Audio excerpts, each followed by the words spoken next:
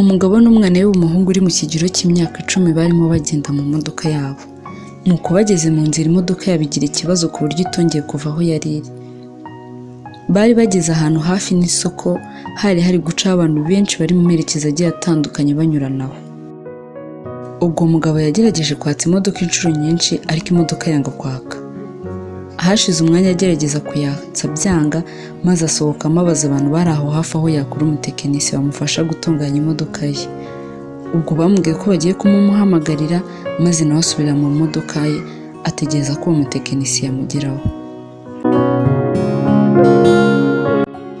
Hirya yabo mu rundi ruhande rw'umuhanda hari umuntu wari urimo gusaba abantu bose bamunyuragaho. Yari afite agasani ka plastique yerekaga umuntu wese wamunyuragaho ngo nibura amushyirireho igiceri. Ubwo umwana w'umuhungu wari uri muri ya modoka yari ari kumwitegereza cyane, maze yashize umwanya abaza papa we ati, "Papa, uriya muntu yabaye iki?"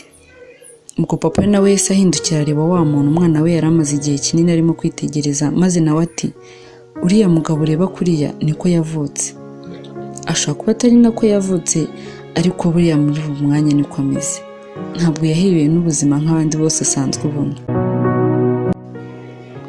Wa mwana we ahita amubaza yihuta ati, "None se papa, kuki aba yaje gusaba hano? Kandi mbona nta n'umuntu n'umwe umwitayeho." Papa ahita amusubiza ubona ababaye ati, "Aza hano kuko hanyura abantu benshi, kandi abenshi muri bo baba bavuye guhaha. Rero batekereza ko hari amahirwe ko baba basaguye igiceri. Atekereza ko yakura ibiceri byinshi byamufasha gukomeza ubuzima butamworoheye." Kugira ngo ubyumve neza, tekereza buri muntu wese umunyuraho aramutse amuhaye nibura igiceri cy'icumi.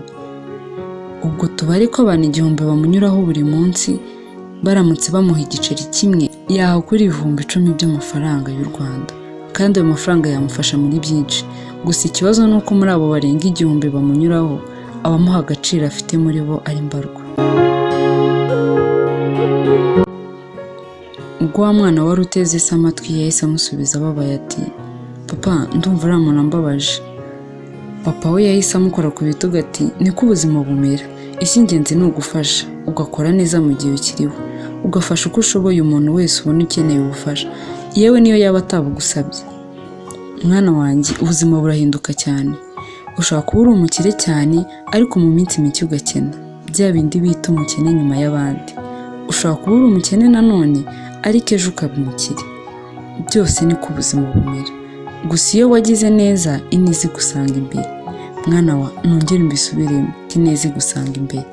Kandi ntawe umenya aho ubwira ageze. Ntawamenya icyo ejo haheje. Rero mwana wanjye, jya ugira neza wigendere.